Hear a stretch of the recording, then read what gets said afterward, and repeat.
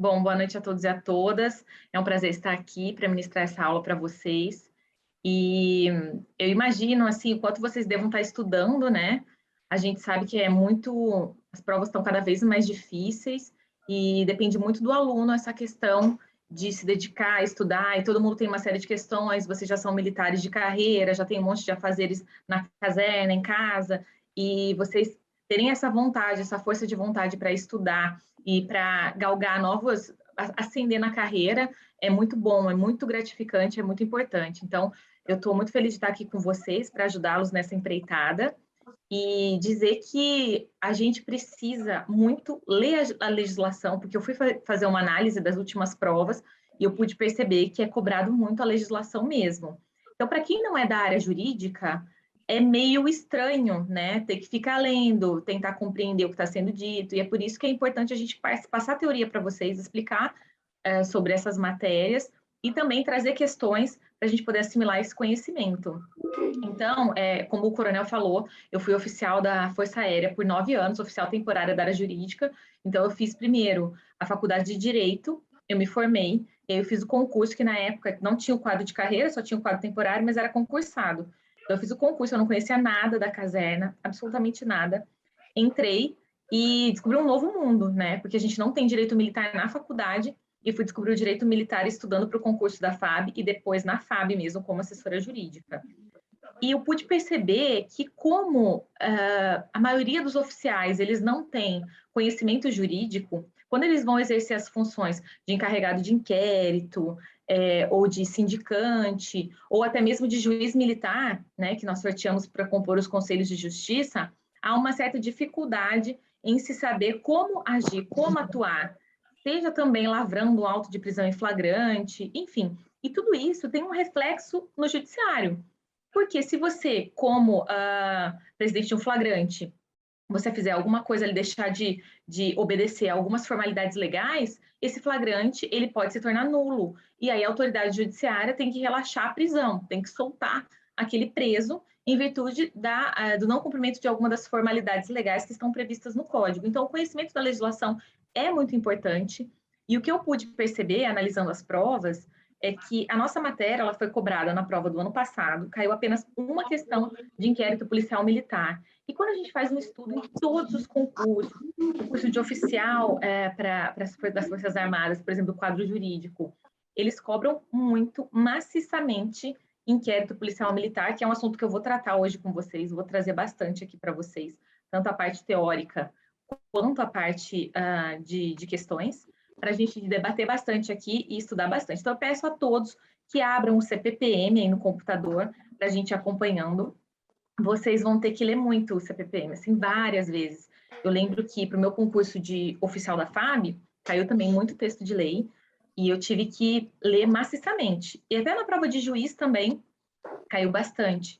Então, só que aí já, para a parte, né, para o concurso de juiz já é um pouco mais elaborado, as questões são mais elaboradas no sentido de não cobrarem apenas texto de lei, mas também jurisprudência, súmulas vinculantes, enfim, é um pouco diferenciado. O grau de dificuldade é maior também. Mas, basicamente, vocês têm que ler a legislação, tá? Então, quem tiver a possibilidade, eu nem tenho aqui, mas quando eu estudava, isso é bom até para vocês terem na unidade de vocês.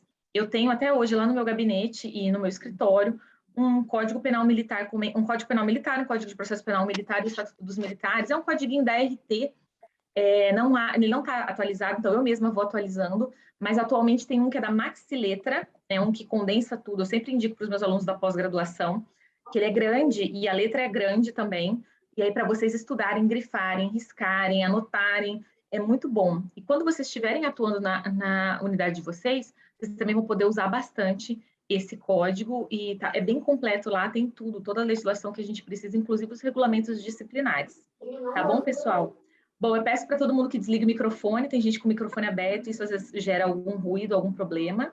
E se vocês tiverem alguma dúvida, podem ir fazendo no decorrer da minha explanação, tá? Eu vou compartilhar aqui alguns slides.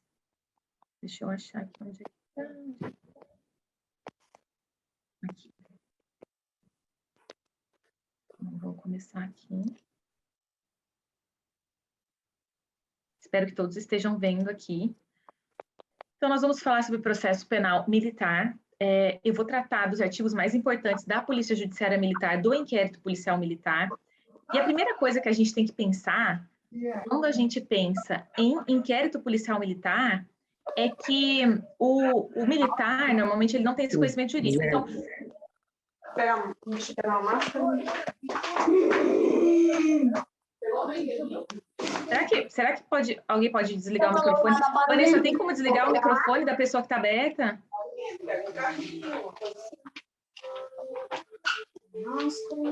Coronel? Alguém do Venturo? Coronel Renato? Pronto, acho que desligou, né? Desliguei, Mariana. Obrigada, obrigada, que dá um ruído, é muito ruim para quem está falando, tá ótimo.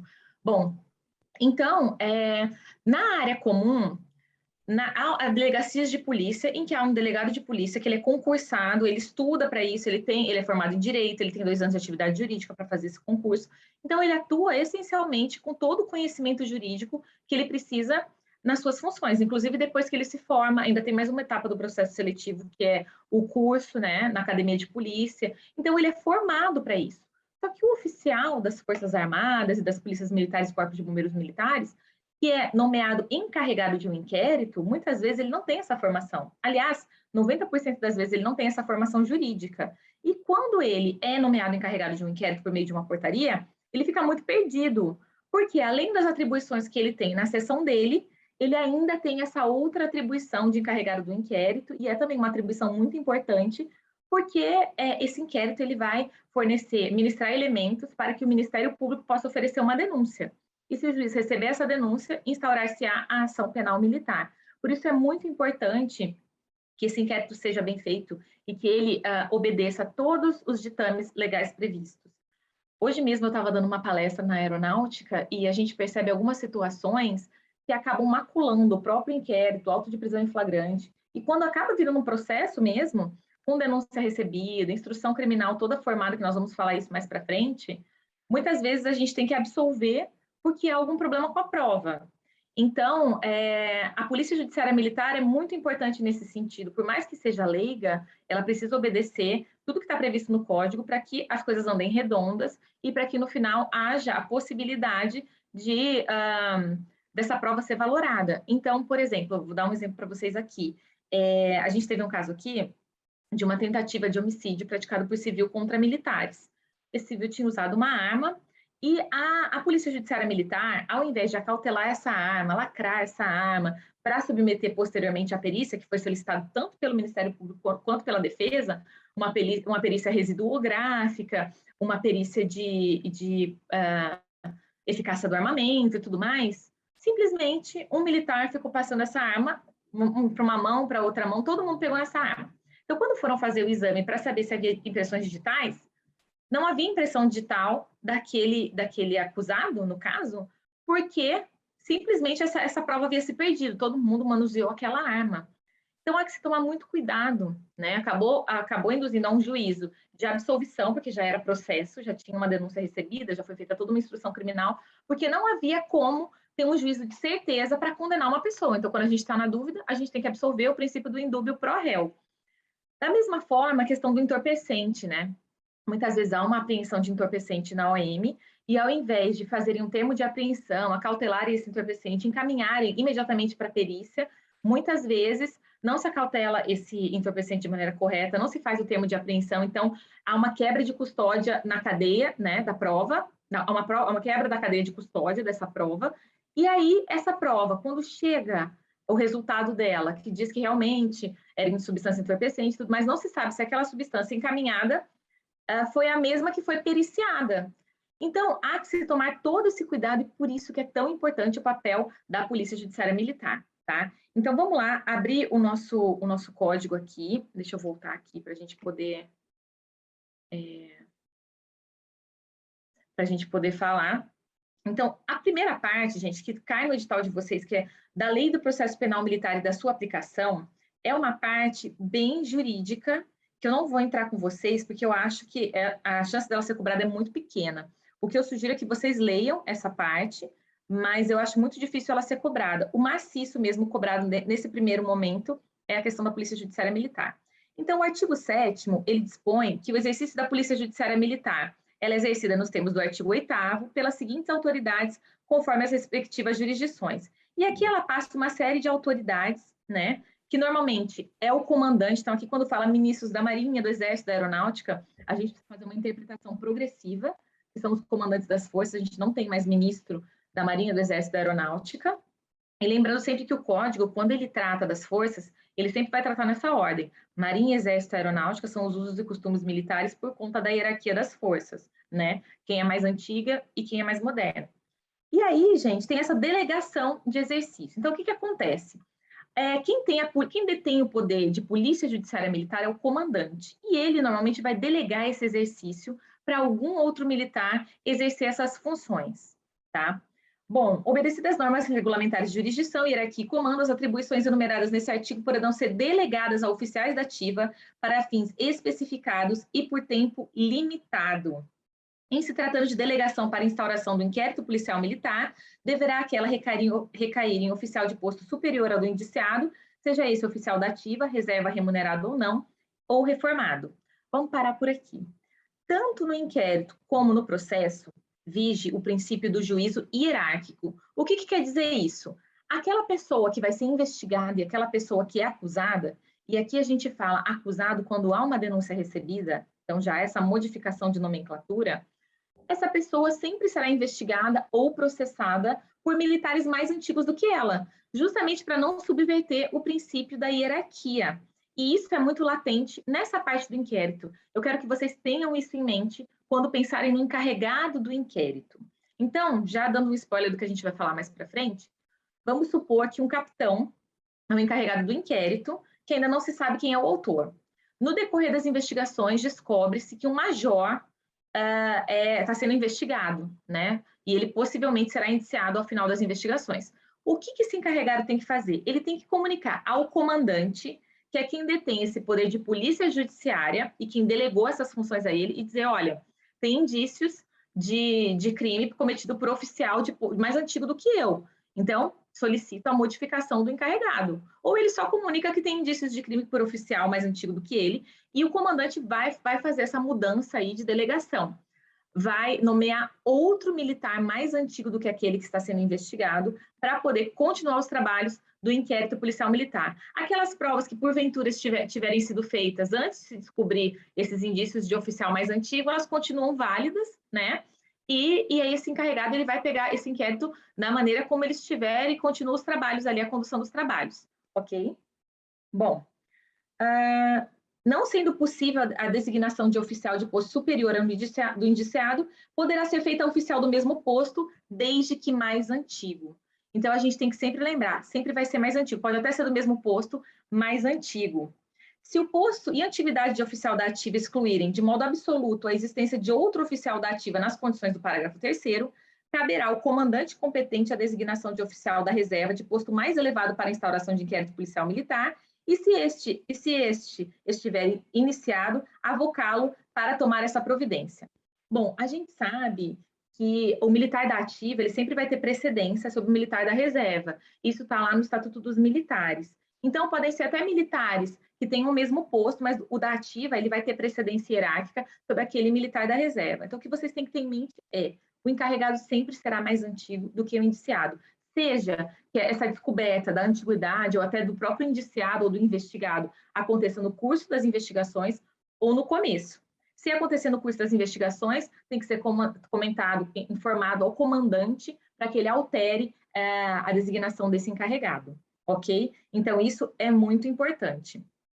O artigo 8º, ele diz que compete à Polícia Judiciária Militar apurar os crimes militares, bem como os que, por lei especial, estão sujeitos à jurisdição militar e sua autoria. Nós sabemos que a Justiça Militar, segundo o artigo 124 da Constituição, compete processar e julgar os crimes militares definidos em lei. Então, a competência aqui da Polícia Judiciária Militar é investigar esses crimes militares, né? Apurar esses crimes militares que estão sujeitos à jurisdição militar. E aqui eu queria fazer um parênteses para falar um pouquinho, vocês devem ver isso na parte de direito penal, mas antes da Lei 13.491 de 2017, a competência da Justiça Militar cingia-se essencialmente aqueles crimes que estão previstos no Código Penal Militar, que eram os crimes militares.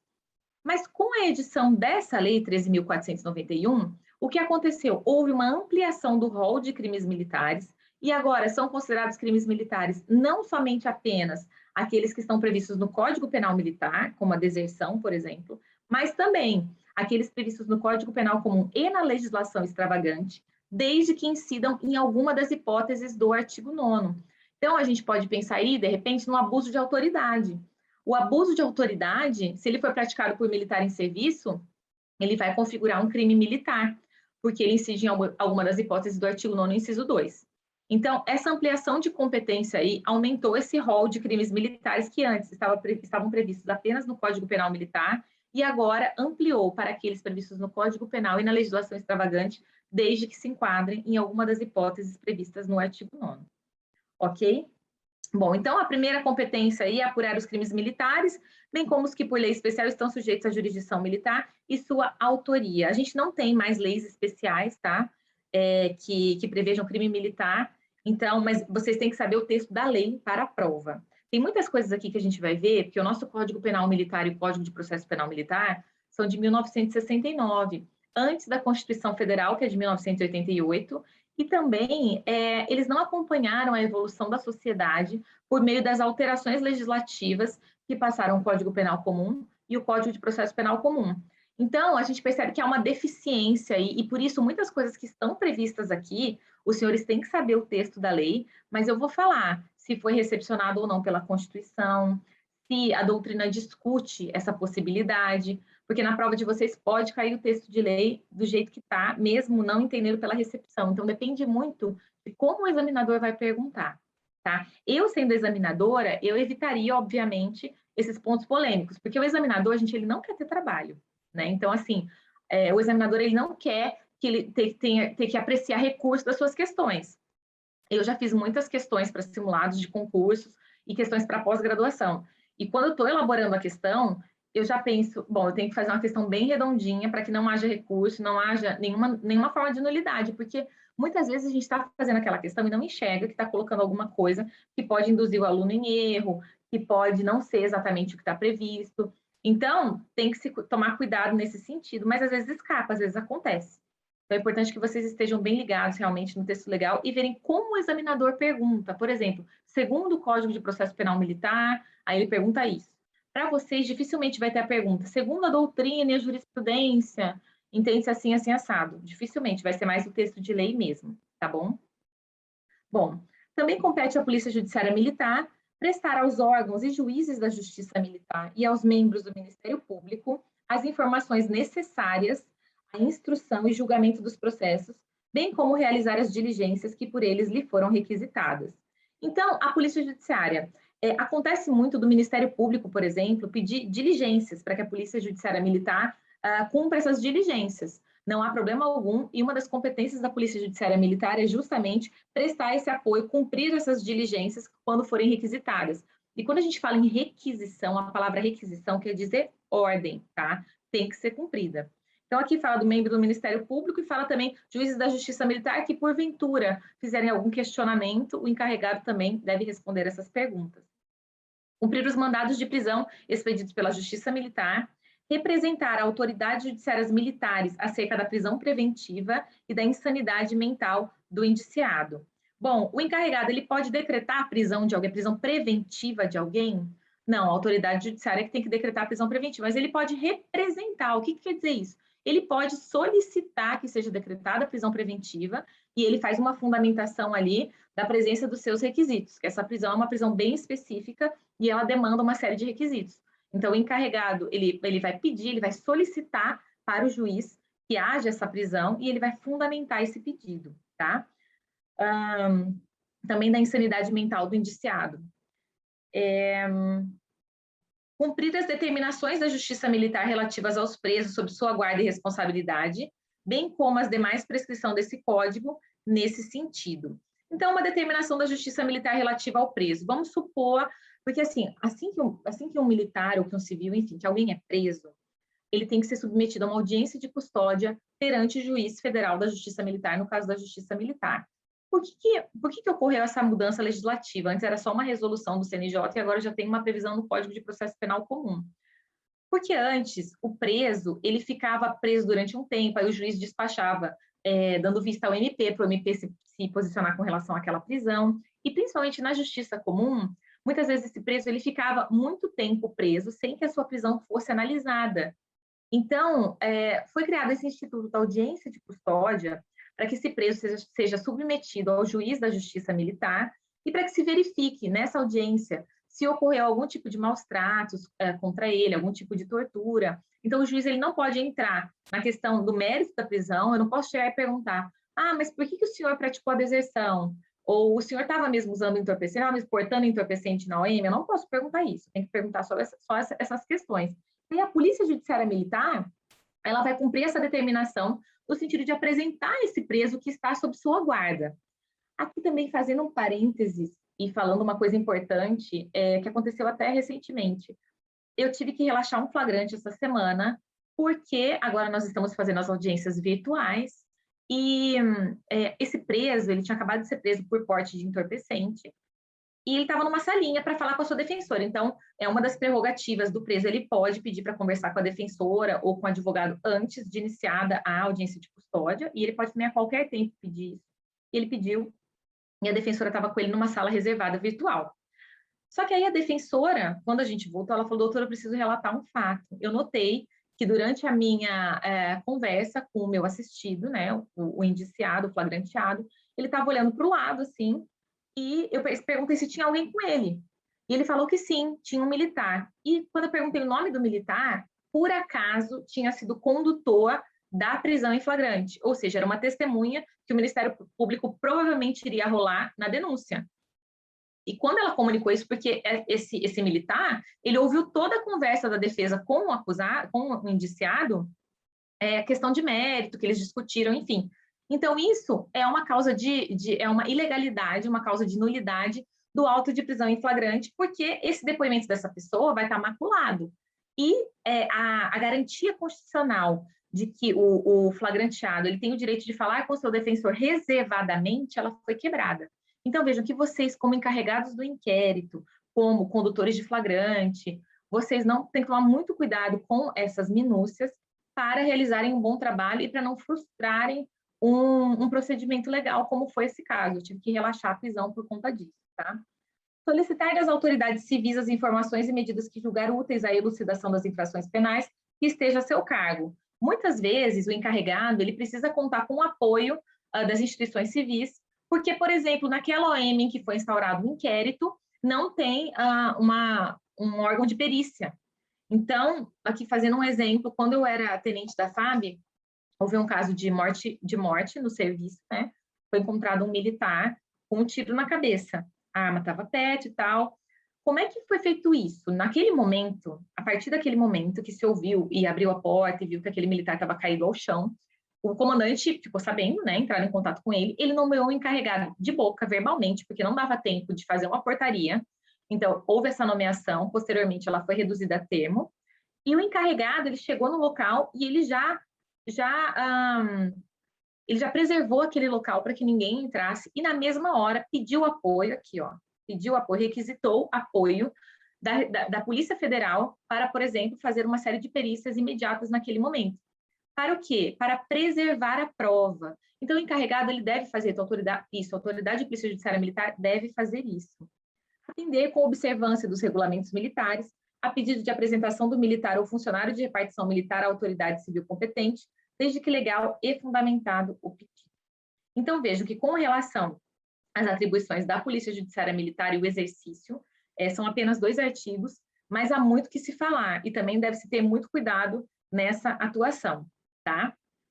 Bom, já vou passar aqui para o inquérito. Deixa eu ver aqui no chat, que parece que tem umas coisinhas, e a gente vai vendo ao longo da aula. Está sendo mostrado o slide, só vejo usado com os itens a serem abordados. Não, por enquanto só tem aqui dos itens, eu estou falando, tá? E depois a gente vai ver as outras coisas. Está todo mundo vendo aqui os itens? Pelo visto, sim, né? Polícia Judiciária Militar não cai, eu sei, mas eu tinha que falar da Polícia Judiciária Militar para a gente poder entender agora entrar no inquérito policial militar, ok? Dá para explicar o artigo 2º, parágrafo 1º? Artigo 2º. A lei de processo penal militar deve ser interpretada no sentido literal de suas expressões. Os termos técnicos não de ser entendidos em sua acepção especial, salvo se evidentemente empregados com outra interpretação. Parágrafo 1º, né? Admitir-se-á interpretação extensiva ou interpretação restritiva, quando for manifesto, no primeiro caso, que a expressão da lei é mais estrita e no segundo, que é mais ampla do que a sua intenção.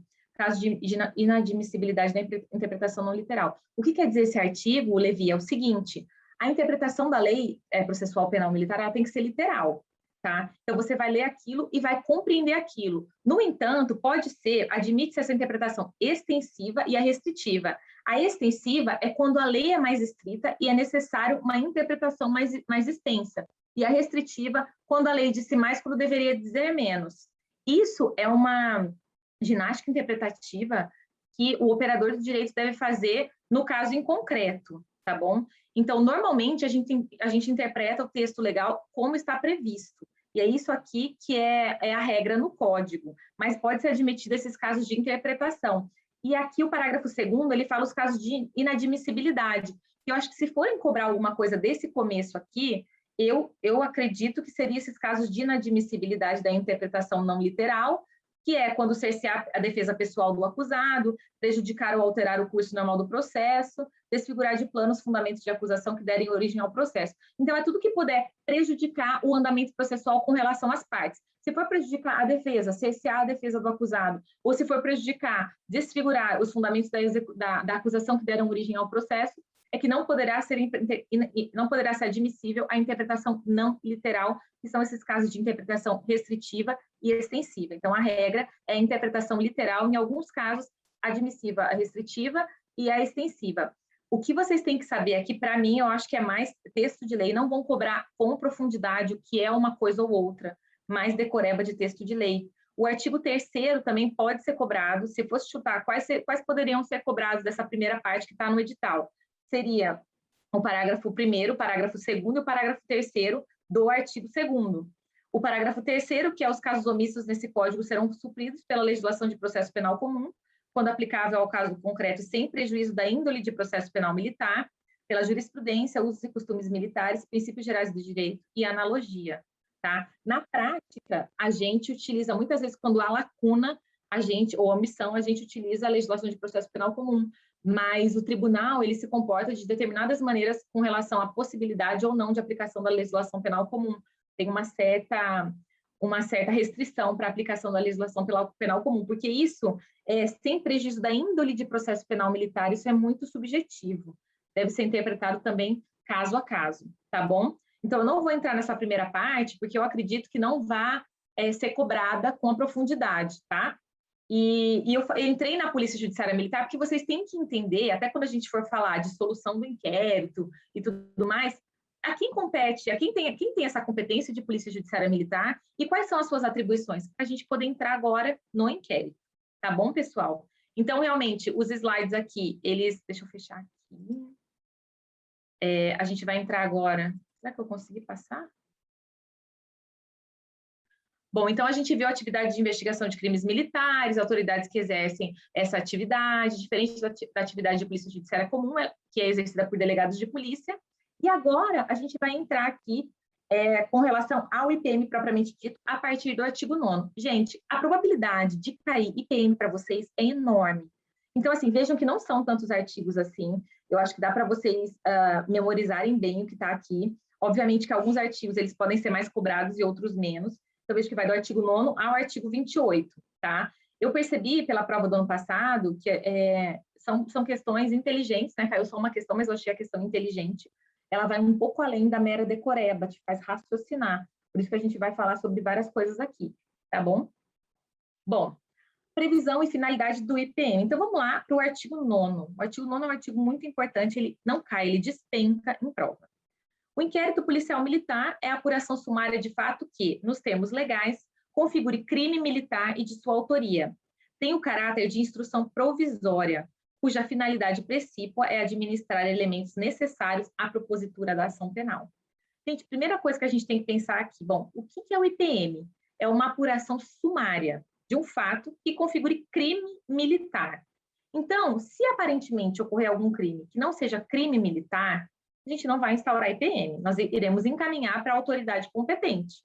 Mas vamos supor que um fato, ele aparentemente você fica na dúvida se é um crime militar ou uma transgressão disciplinar.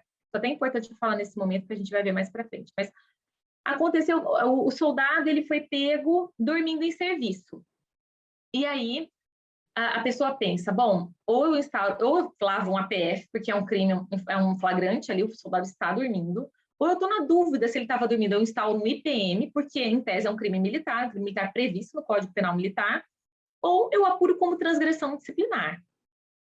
Bom, o Estatuto dos Militares, no artigo 42, parágrafo 2º, salvo engano, ele diz que no concurso entre o crime militar e a transgressão disciplinar, prevalece o crime militar. Por que vai prevalecer o crime militar? Porque o grau de violação ao bem jurídico é maior no crime, tanto que aquela conduta é prevista como crime. Então, você, como encarregado, se você fosse o comandante, por exemplo, você precisa definir se você vai instaurar um inquérito ou se você vai instaurar uma sindicância, por exemplo, vai apurar na esfera disciplinar. Se você está com dúvida, instaura o inquérito, porque se você instaurar a sindicância pode ficar arquivada na OM e vai subtrair da justiça militar o conhecimento daquele crime militar. E o comandante, ele tem uma responsabilização penal se ele fizer isso. Ele pode responder por prevaricação ou por inobservância de lei, regulamento ou instrução. Então, assim que tiver indícios de um crime militar, você tem que instaurar o IPM, se for um caso que não é um caso de flagrante delito, por exemplo, tá bom? Então, a finalidade do IPM é ministrar esses elementos para que o Ministério Público Militar possa propor a ação penal, possa elaborar uma denúncia. E por isso que esse inquérito ele tem que estar muito bem fundamentado, com todas as provas, tudo direitinho, tá bom? Bom, o parágrafo único é muito importante, ele diz o seguinte: são, porém, efetivamente instrutórios da ação penal os exames, perícias e avaliações realizados regularmente no curso do inquérito, por peritos idôneos e com obediência às formalidades previstas nesse Código. Por que fala aqui que são efetivamente instrutórios da ação penal?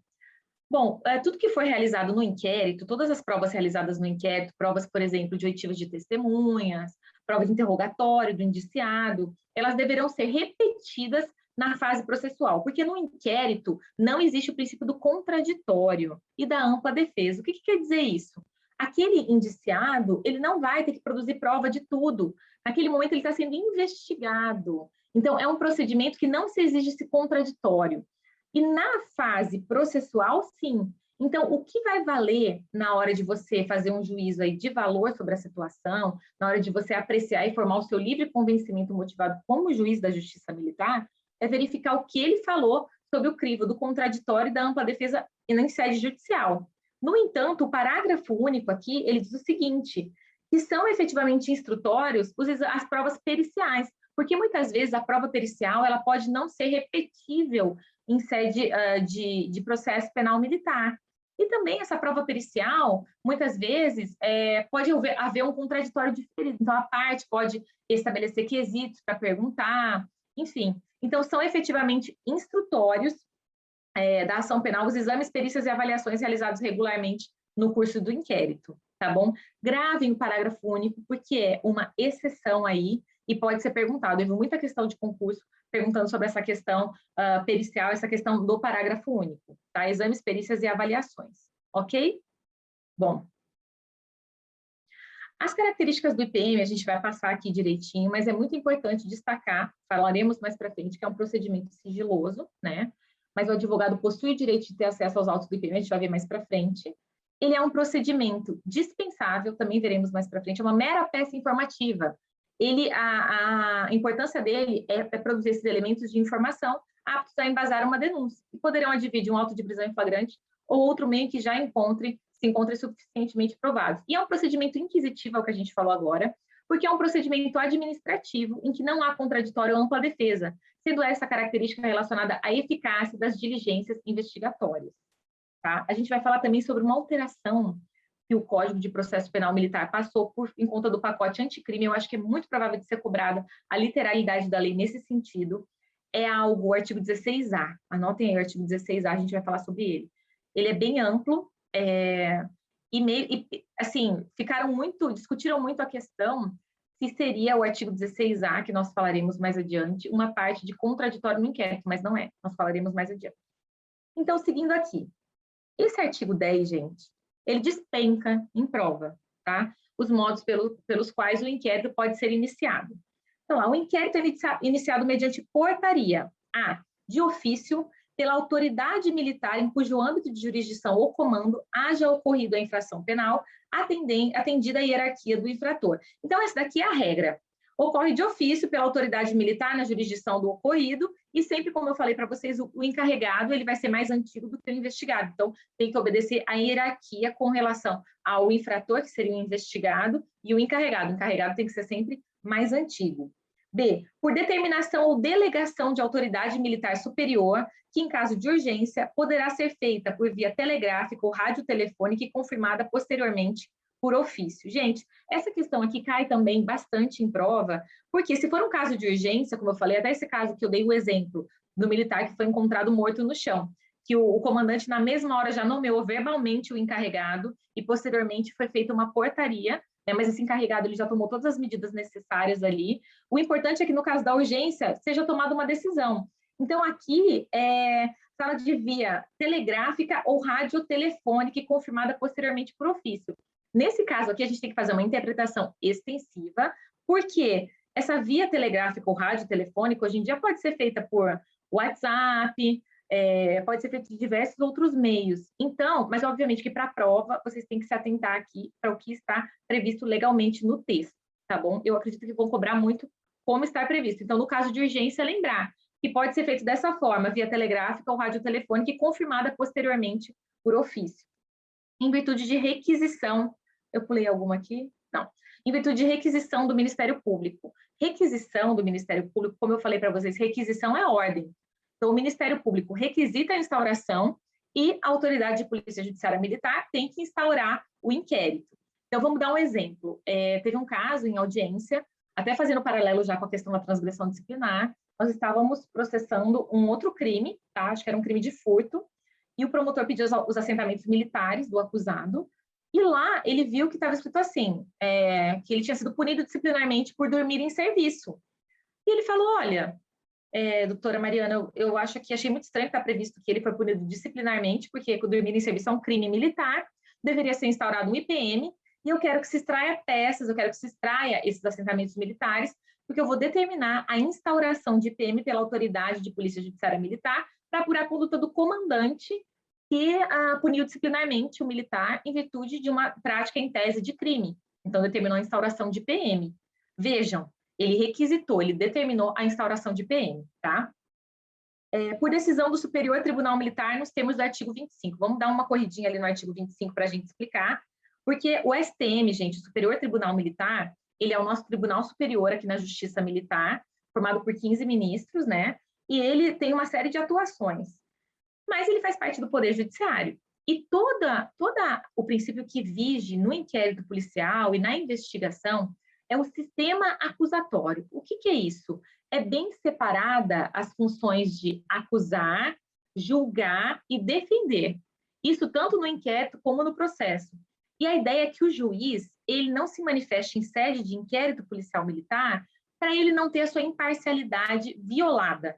Ele só vai atuar no inquérito quando tiver algum pedido de quebra de garantia constitucional, como, por exemplo, expedição de um mandado de busca e apreensão, quebra de sigilo bancário, sigilo telefônico. Aí sim o juiz, isso aí é uma cláusula de reserva de jurisdição, e precisa da manifestação do juiz, determinação do juiz. Mas, via de regra, o Ministério Público, ele que vai assim, passar essas determinações para o encarregado, porque, na verdade, ele faz o controle externo da atividade policial. Esse é um dos seus, das suas atribuições, e ele vai fazer essas vezes. Ele é o dono da ação penal, o titular da ação penal, e ele é que vai ficar nesse contato com o encarregado e vai requisitar a instauração, porque o Poder Judiciário é inerte. O Poder Judiciário só age mediante provocação. Então, o artigo 25, ele diz o seguinte: o arquivamento de inquérito não obsta à instauração de outro, se novas provas aparecerem em relação ao fato, ao indiciado ou à terceira pessoa, ressalvados o caso julgado e os casos de extinção da punibilidade. Então, o STM, ele só vai se manifestar com relação ao inquérito se esse arquivamento, se surgirem novas provas e o inquérito tiver sido arquivado, e surgirem essas novas provas em relação ao fato, ao indiciado ou à terceira pessoa, salvo no caso de um caso que já foi julgado e que já houve extinção da punibilidade. E aí, o parágrafo 1º, vejam, verificada a hipótese contida nesse artigo, o juiz remeterá os autos ao Ministério Público para fins do artigo 10, alínea C. Então, vai acabar dando no mesmo. Ele vai entender que há novos elementos e ele vai encaminhar para o Ministério Público requisitar essa instauração. Então, na verdade, quando tem aqui, em virtude, por decisão do Superior Tribunal Militar, nos termos do artigo 5, acaba que chove no molhado, porque ele vai encaminhar para o Ministério Público e o Ministério Público vai requisitar. Mas guardem essa linha aqui, tá? Por decisão do STM, nos termos do artigo 25.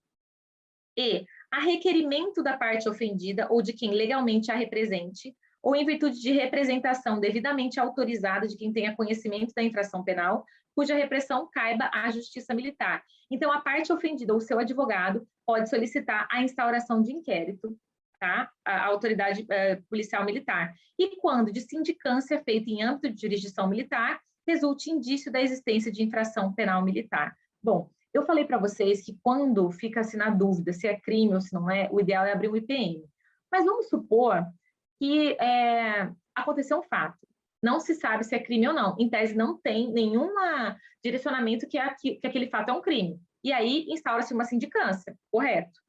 Só que no curso da sindicância, verifica-se que ocorreu, ou a conclusão pelo sindicado é que há indícios de crime, ou verifica-se no decorrer das investigações na sindicância que é um crime a ser apurado. O que ele vai fazer? Ele vai comunicar à autoridade de polícia judiciária para ou instaurar um inquérito e investigar tudo aquilo conforme um inquérito, com todas aquelas garantias, com todas aquelas previsões legais, ou aquela sindicância, ela vai estar muito bem embasada, por exemplo, documentalmente, e ela mesma vai servir de base para o Ministério Público para oferecer a denúncia.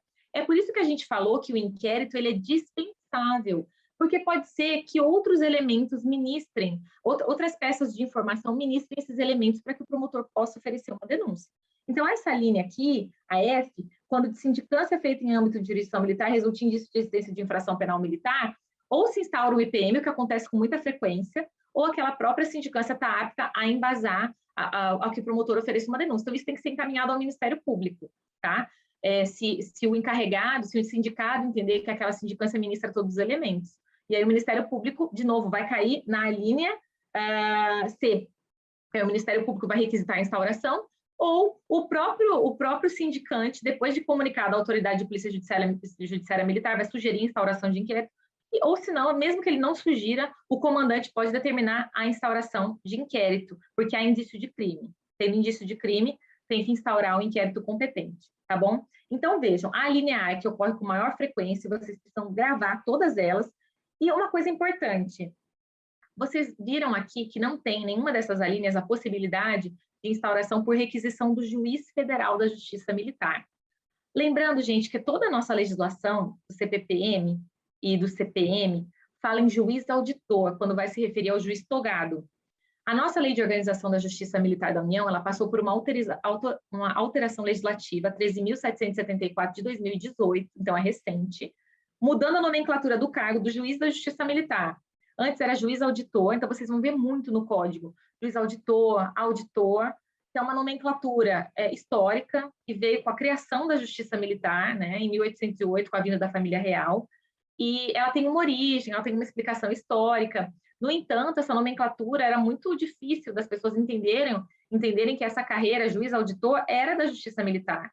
Pensava-se que era alguma coisa da área fiscal e por isso houve essa mudança de nomenclatura para juiz federal da Justiça Militar para haver essa aproximação, esse entendimento que faz parte do Poder Judiciário. Então, a Lei de Organização da Justiça Militar da União, ela já tem toda essa alteração de nomenclatura, mas o nosso Código de Processo Penal Militar não. Então, toda vez que vocês lerem auditor, juiz auditor, vocês têm que pensar no juiz togado, que é o juiz federal da Justiça Militar, tá bom?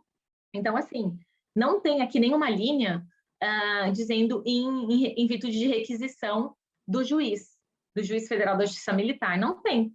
Por quê? Justamente por causa dessa ideia de sistema acusatório, que o juiz ele não tem que se meter nessa questão de acusação.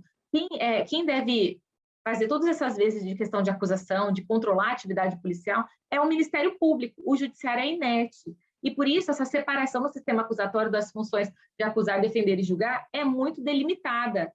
Por isso que o juiz ele não há essa previsão de solicitação de instauração de PM por parte dele, isso sempre cai em prova, sempre. Porque no Código de Processo Penal Comum tem essa possibilidade, tá? Então, gravem isso, o juiz da Justiça Militar, ele não pode, o juiz togado, o juiz federal da Justiça Militar, ele não pode requisitar a instauração de inquérito policial militar, não tem essa previsão no artigo 10, tá bom? Bom, vamos continuando aqui. Deixa eu ver aqui. A gente já falou aqui pelos modos que pode ser iniciado, né? Já falei também sobre a questão da sindicância pelo versus IPM. Bom, o parágrafo 1º do artigo 10, ele diz o seguinte: tendo o infrator posto superior ou igual do comandante, diretor ou chefe de órgão ou serviço, em cujo âmbito de jurisdição militar haja ocorrido a infração penal, será feita a comunicação do fato à autoridade superior competente para que essa torne efetiva a delegação. Lembra que eu falei para vocês, se no curso das investigações perceber que alguém que está sendo investigado ali, que se tornou investigado, é mais antigo do que o encarregado tem que comunicar à autoridade delegante para que haja uma substituição. Se a infração não for evidentemente de natureza militar, comunicará o fato à autoridade policial competente, a quem fará apresentar o infrator. Em se tratando de civil menor de 18 anos, a apresentação será feita ao juiz de menores. Isso é bem tranquilo. Se tiver indícios de oficial general como infrator, também vai ter que ser comunicado o fato ao comandante da força, obedecidos os trâmites regulamentares. Porque, gente, o oficial general, ele tem uma prerrogativa, um foro por prerrogativa de posto. Então, ele não é investigado, nem processado e julgado na primeira instância. A competência para processá-lo e julgá-lo é do Superior Tribunal Militar, ele tem esse foro por prerrogativa de posto. E quem vai ter que investigar esse oficial general? Vai ter que ser um oficial general mais antigo do que o investigado, tá? Isso tem que ser comunicado. Bom, a gente já falou também sobre indícios de curso, de indício contra oficial de posto superior ao do encarregado, né? Muito importante. Agora a gente vai falar do artigo 11 do escrivão. É engraçado porque o código ele é muito atécnico, então ele fala no artigo 11 do escrivão e mais para frente do encarregado, então a gente vai falar um pouquinho sobre isso, tá? Poderia explicar por que no IPM não cabe o princípio do contraditório e da ampla... Eu vou falar sobre arquivamento, Carlos, mais para frente, eu estou seguindo os artigos aqui, tá bom, pessoal? Fiquem tranquilos. Porque não cabe o princípio do contraditório e da ampla defesa. É porque o inquérito, ele é um procedimento administrativo, ele é uma investigação, e se houvesse o contraditório e a ampla defesa, ou seja, se houvesse a possibilidade do indiciado ter um advogado ali e ficasse produzindo provas, iria frustrar o objetivo dessa investigação. Muitas vezes não há um investigado propriamente dito. Então, esse contraditório e essa ampla defesa vão ficar já em sede de processo, são princípios processuais de ação penal em curso com o recebimento da denúncia. O objetivo do IPM é ser um procedimento sumário para administrar esses elementos para que o Ministério Público possa oferecer essa ação penal. Então, não há esse contraditório justamente para que o objetivo dessas investigações ocorra, para que não frustre esses objetivos. Então, vamos supor, eu falei aqui um pouco do advogado, mas eu vou falar de novo, que haja um pedido de interceptação telefônica no curso do IPM, tá? E o advogado, como a gente viu e vai falar novamente, ele tem essa prerrogativa de ter acesso aos autos do inquérito. Ele não pode participar efetivamente do inquérito fazendo uma defesa, porque isso daí deve ser feito em sede de ação penal por conta desses princípios do contraditório e da ampla defesa. Então, é pedido uma interceptação telefônica pelo Ministério Público. Eu, juíza, defiro. A defesa não pode ter vistas dessa interceptação telefônica, porque senão vai frustrar os objetivos dessa interceptação telefônica, quer saber o que o indiciado está falando, para saber se há algum elemento ali importante que embase essas investigações. Então, tem que correr em autos apartados, por exemplo, e a defesa desse indiciado não vai tomar conhecimento dessas investigações. Então, quando a gente fala que o advogado ele tem direito de acesso ao que já foi documentado, por exemplo, oitivas de testemunhas, etc. As provas que estão sendo produzidas com relação a sigilo, quebra de sigilo ou interceptação telefônica, se o indiciado tivesse acesso a essas provas, por meio do seu advogado, por exemplo, frustraria os próprios objetivos da ação penal. Então, a questão do contraditório e da ampla defesa são princípios constitucionais que vão viger apenas em sede de processo e não em sede de inquérito, tá bom? cabe à defesa na audiência de instrução e julgamento, é isso? Então, a defesa, a gente fala em audiência de instrução e julgamento de processo. A natureza inquisitiva ou inquisitória é porque não há essa necessidade de contraditório e ampla defesa no inquérito. Isso daí vai ser só na parte do processo. Então, essa investigação, como eu disse, ela não vai ter que ficar, não vai ter que, toda vez, por exemplo, que tiver uma prova, abrir para a defesa produzir outra prova, ou fazer perguntas, enfim, isso não. É um procedimento inquisitivo, não há necessidade desse contraditório. Agora, por exemplo, uma prova pericial. Muitas vezes é interessante que você, em time de defesa, se tiver um advogado constituído, para que elabore quesitos, porque aquela prova ela pode ser não repetível. Mas aí já é uma coisa bem técnica, tá bom? Bom, gente, então voltando aqui, falando sobre o escrivão do inquérito. Escrivão do inquérito, artigo 11. A designação de escrivão para o inquérito caberá ao respectivo encarregado, se não tiver sido feita pela autoridade que lhe deu delegação para aquele fim, recaindo em segundo ou primeiro tenente, se o indiciado for oficial, e em sargento, subtenente ou suboficial, nos demais casos. Então, mais uma vez, o que a gente vai ter que ver aí? Quem é o indiciado? Sempre tem um indiciado, porque muitas vezes, gente, tem um IPM, mas não tem indiciado.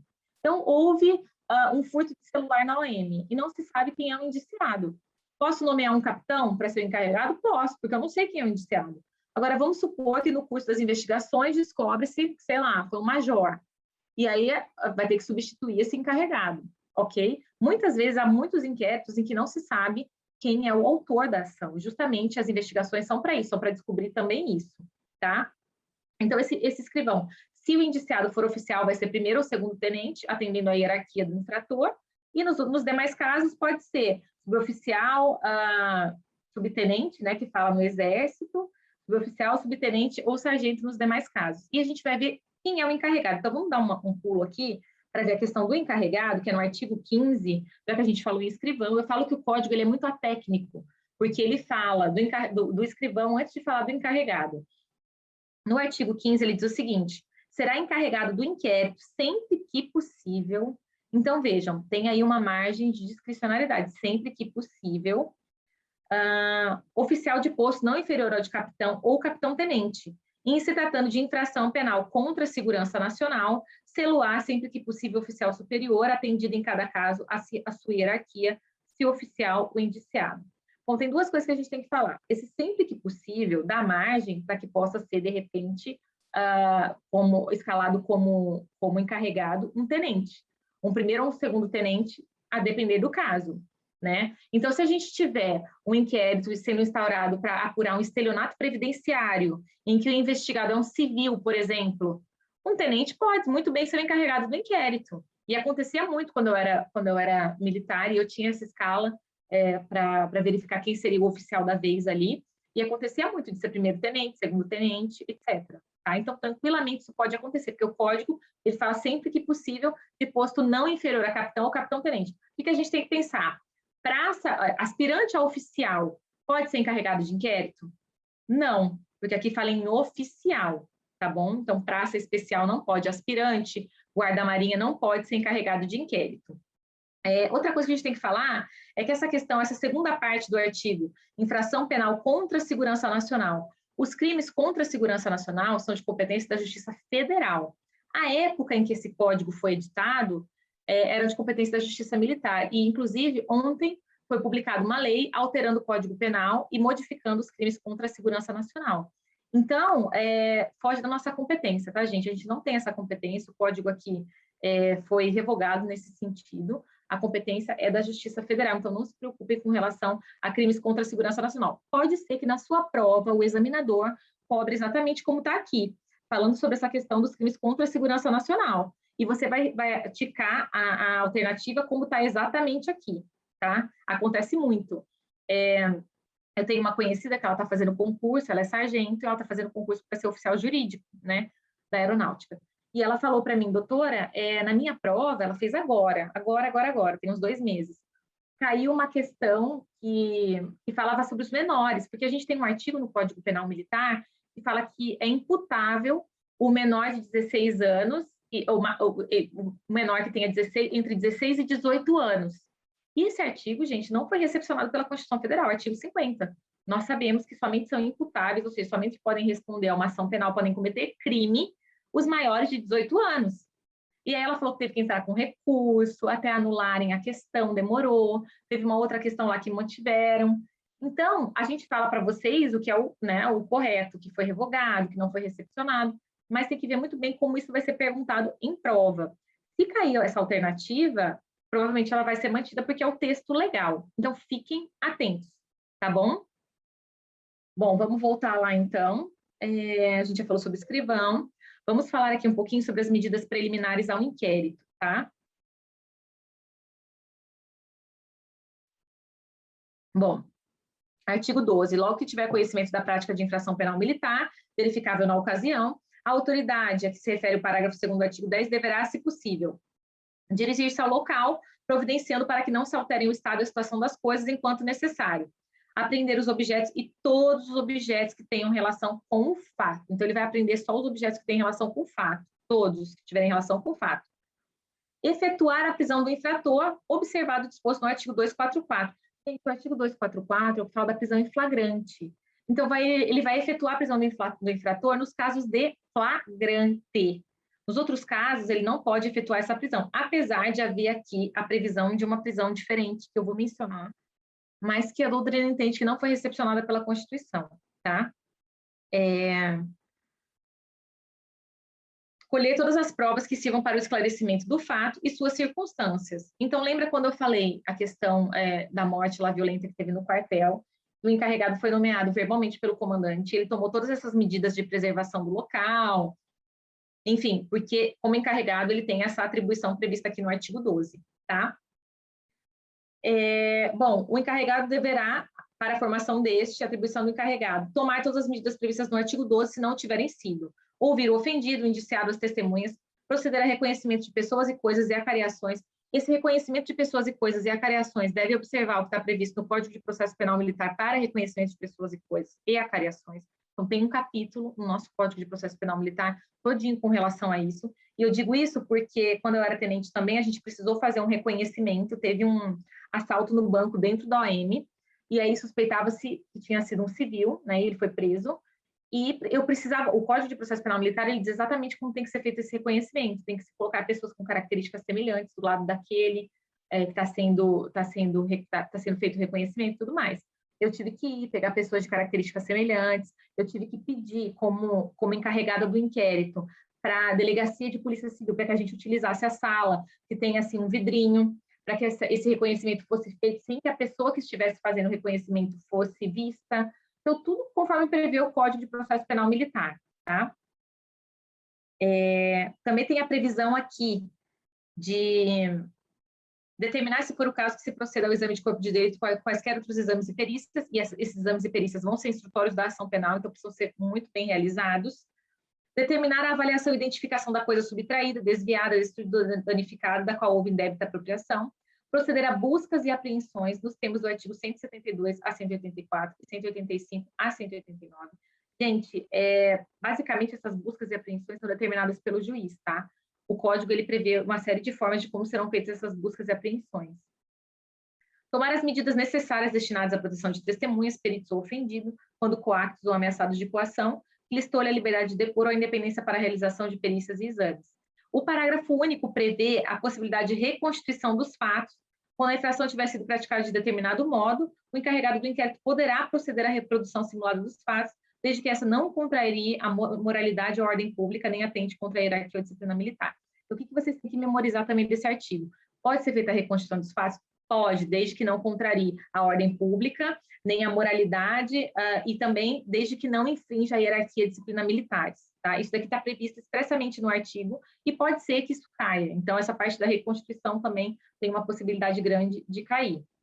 O artigo 14, ele fala sobre assistência do procurador. Eu até coloquei aqui esse artigo, gente, que é muito importante. O Código, ele também é atécnico quando ele fala em procurador, porque o Ministério Público Militar, que é o órgão do Ministério Público que atua perante a Justiça Militar, ele possui o cargo de ingresso é promotor da Justiça Militar, e aí há uma promoção para procurador da Justiça Militar, e subprocurador da Justiça Militar, etc. Então, aqui, quando ele fala em procurador, ele está falando também em promotor. Em se tratando da apuração de fato delituoso de excepcional importância ou de difícil elucidação, o encarregado do inquérito poderá solicitar do procurador-geral a indicação de procurador que lhe dê assistência. Então, o que acontece? Nesse caso que eu falei para vocês, que a gente encontrou um militar morto no chão, o encarregado ele solicitou ao procurador-geral que nomeasse um promotor que acompanhasse essas investigações. E é muito bom quando há essa possibilidade, porque o promotor ele vai estar ali do lado, ele já vai requerer aquelas diligências, ele vai estar acompanhando tudo. Mas o código prevê só se o fato for de excepcional importância e de difícil elucidação. Então, se for, por exemplo, para apurar um furto de celular, não vai ter necessidade de ter uma assistência do procurador com essa determinação, né? O que pode acontecer? Muitas vezes o encarregado ele tem algumas dúvidas no decorrer do inquérito, e aí ele pode ligar para o Ministério Público, entrar em contato diretamente com o Ministério Público para sanar essas dúvidas. O Ministério Público ele vai prestar esse apoio, mas não vai ter essa formalidade de nomeação de um promotor ou um procurador para acompanhar as investigações, tá? Deixa eu tirar aqui, tentando passar os slides, não está indo. Deixa eu voltar. Bom, o artigo 16, ele fala que o inquérito é sigiloso, mas seu encarregado pode permitir que dele tome conhecimento o advogado do indiciado. Então, é aquilo que a gente já falou. Vocês têm que lembrar da súmula vinculante, que trata sobre o assunto, que é a súmula vinculante número 14, né, que ela diz que o advogado ele pode tomar conhecimento das investigações, desde o que seja já documentado, né? Então, o que acontece? A gente sabe que o encarregado, normalmente, ele colhe os depoimentos e tal, e fica juntando um monte de papelzinho numa pasta. É isso que ocorre normalmente. E quando o advogado pede vista, ele junta tudo e entrega para o advogado ver. O advogado tem que saber o que está acontecendo, ele pode participar também das inquirições, ele pode estar presente nas inquirições, ele não pode fazer perguntas, mas ele pode estar presente nas inquirições, tá? Agora, o artigo 16A, que foi esse artigo que veio com o pacote anticrime, ou foi alterado pela Lei 13.964 de 2019, então é muito recente. E, normalmente, quando alteram o CPP, não alteram o CPPM, mas alteraram só com relação a isso daqui. Diz o seguinte, esse artigo, gente, eu acho que a chance de cair pode ser grande, porque é uma novidade de 2019. Então, se eu fosse vocês, eu leria com muita atenção, apesar que eu acho que ele é muito técnico para ser cobrado, mas ele pode cair. Eu vi aqui em algumas questões de prova que caiu, tem uma prova de 2020 que caiu, da PM. Então, é interessante vocês lerem, tá? Então, nos casos em que servidores das polícias militares e dos corpos de bombeiros militares, e aqui ele estende depois para os militares das Forças Armadas no parágrafo 6º, ó, as disposições constantes desse artigo aplicam-se aos servidores militares vinculados às instituições dispostas no artigo 142 da Constituição Federal, desde que os fatos investigados digam respeito a missões da garantia da lei e da ordem. Então, aquele militar federal que esteja atuando na garantia da lei e da ordem, ele faz jus à aplicação do artigo 16A, que diz o seguinte: quando esses militares que atuaram em garantia da lei e da ordem figurarem como investigados em inquéritos policiais militares e demais procedimentos extrajudiciais, cujo objeto for a investigação de fatos relacionados ao uso da força letal. Então, a gente tem que pensar, garantia da lei e da ordem e uso da força letal, praticados no exercício profissional, de forma consumada ou tentada, incluindo as situações dispostas no artigo 42 e 47 do Código Penal Militar, o indiciado poderá constituir defensor. Quando surgiu esse artigo, houve muito questionamento. Então agora o inquérito é contraditório, porque há necessidade de constituir defensor pelo indiciado, porque é uma faculdade do indiciado. Ele pode constituir ou não defensor, né? É obrigatório um defensor em sede de processo. E esse caso aqui, nesse caso específico, uso letal da força e garantia da lei e da ordem, o artigo está mandando constituir defensor. E mais ainda, esse investigado, ele deve ser citado, e aqui esse termo citado está de forma errada, mas vamos passar por cima, ele deve ser citado para saber que há uma investigação, houve a instauração do procedimento investigatório, e ele pode constituir defensor no prazo de até 48 horas do recebimento da citação.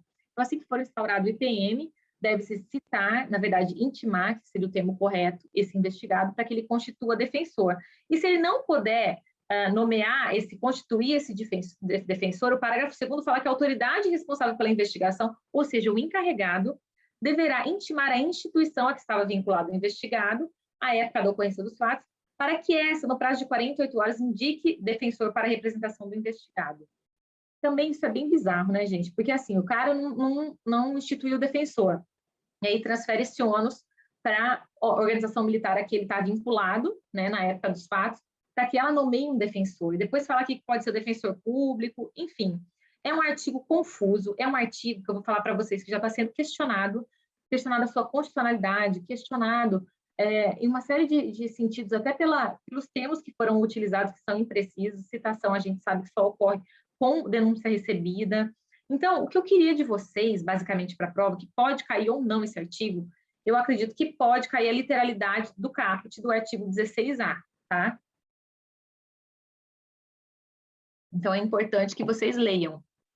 A única questão que eu vi com relação a isso, ela mencionava justamente o caput do artigo 16A. Caput, gente, é o corpo do artigo ali, e os parágrafos são o resto. Caput é a cabeça do artigo, então aquele comecinho do artigo ali, depois os parágrafos são a sua continuidade. Então, caput é a cabeça do artigo. Então, o caput aqui é o artigo 16A. Eu acho que pode ser que caia ou não. É importante para vocês verem, tá? Incomunicabilidade do indiciado prazo, o artigo 17.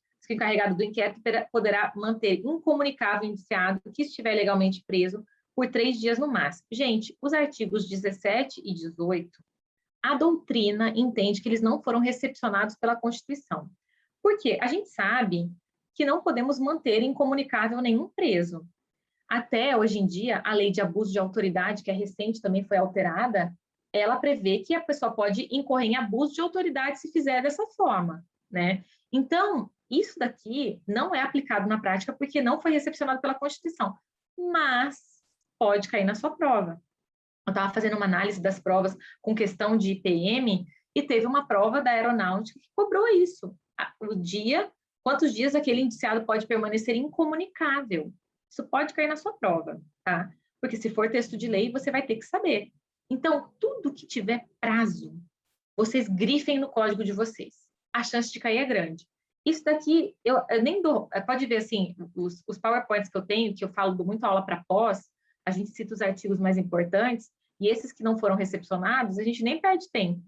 Mas no caso de vocês, vocês precisam saber, porque isso pode ser cobrado na prova. Detenção de indiciado, a mesma coisa, artigo 18. Independentemente de flagrante delito, o indiciado poderá ficar detido durante as investigações policiais até 30 dias, comunicando-se a detenção à autoridade judiciária competente. Esse prazo poderá ser prorrogado por mais 20 dias, pelo comandante da região, distrito naval ou zona aérea, mediante solicitação fundamentada do encarregado do inquérito e por via hierárquica. Então, vejam, sem flagrante delito, o indiciado ele pode deter esse investigado por 30 mais 20, 30 dias prorrogáveis por mais 20. Isso também é um absurdo, porque nós sabemos que hoje em dia ninguém fica preso se não tiver os requisitos da prisão preventiva ou da prisão em flagrante. Então, esse tipo de prisão aqui, ele é inconstitucional, a meu ver, totalmente inconstitucional. E tem gente que fala, não, por crime propriamente militar, dá para sustentar a constitucionalidade desse artigo, porque a Constituição fala que a pessoa pode ficar presa independentemente de flagrante por crime propriamente militar. Eu acho que nem forçando a barra com crime propriamente militar, porque não há uma lei disciplinando o que é crime propriamente militar ou não. Mas para a prova, vocês têm que saber esse prazo, porque nessa prova da aeronáutica, cobrava o prazo. Então, vocês têm que saber, tá? Mas isso não se aplica na prática, só para vocês saberem. Parágrafo único, se entender necessário, o encarregado do inquérito solicitará dentro do mesmo prazo da sua prorrogação, justificando a decretação da prisão preventiva ou homenagem do indiciado. A gente teve homenagem na aula de amanhã, tá? Mas vocês vejam aqui que o encarregado, ele não pode prender preventivamente, ele não pode também decretar homenagem. Todos esses tipos de prisão, essas modalidades de prisão, são decretadas pelo juiz, tá bom? Aqui tem uma série de coisas sobre inquirição que eu não vou entrar com vocês, prazo de inquirição, ordem de inquirição, isso daqui eu acredito que será muito pouco cobrado. O que pode cair aqui, com certeza, é prazo para a terminação do inquérito, artigo 20. Gente, eu vi muita questão, mas muita questão de prazo, e a gente precisa decorar esses prazos. Então, grifem aí no código de vocês, anotem tudo, porque a probabilidade de cair é muito grande. Artigo 20. O inquérito deve terminar dentro de 20 dias se o indiciado estiver preso. Basta que ele esteja preso, contado a partir de quando? Isso cai muito. Contado esse prazo a partir do dia em que se executar a ordem de prisão, ou no prazo de 40 dias, quando o indiciado estiver solto, contados a partir da data em que instaurar o inquérito. Então, quando está solto, a partir da data que instaurar o inquérito. Quando estiver preso, a partir da data que se instaurar a ordem de prisão. Esse último prazo, o prazo para réu solto, para indiciado solto, poderá ser prorrogado por mais 20 dias pela autoridade militar superior, desde que não estejam concluídos exames ou perícias já iniciados ou haja necessidade de diligência indispensáveis à elucidação do fato. O pedido de prorrogação deve ser feito em tempo oportuno, de modo a ser atendido antes da terminação do prazo. Então, vejam, esse prazo de 40 dias ele pode ser prorrogado por 20 dias. Isso, de cair na sua prova, é muito provável. Você não tem que saber apenas o prazo do preso, apenas o prazo para conclusão com o indiciado solto. Você tem que saber a partir de quando se conta esse prazo. Gente, memorizem o artigo 20, tá? Ele vem misturado de diversas formas e é muito importante que vocês o memorizem.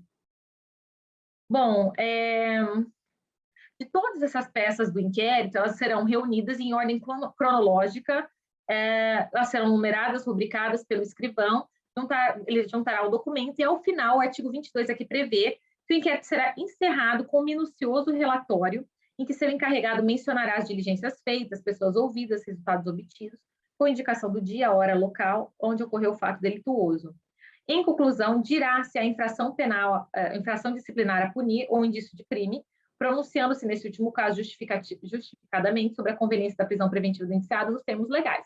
Bom, então o encarregado, ele vai encerrar esse inquérito com um relatório, tá?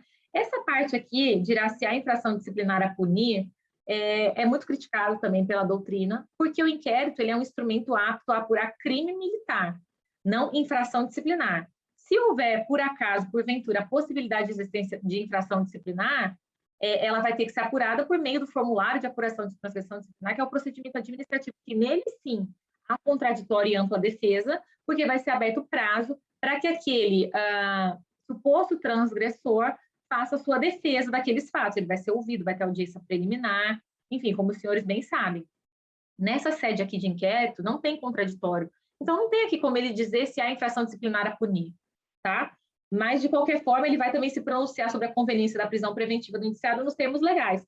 E se a instauração do inquérito tiver sido delegada pelo comandante, ele vai solucionar o inquérito. Então, tem aqui o parágrafo 1º, a solução.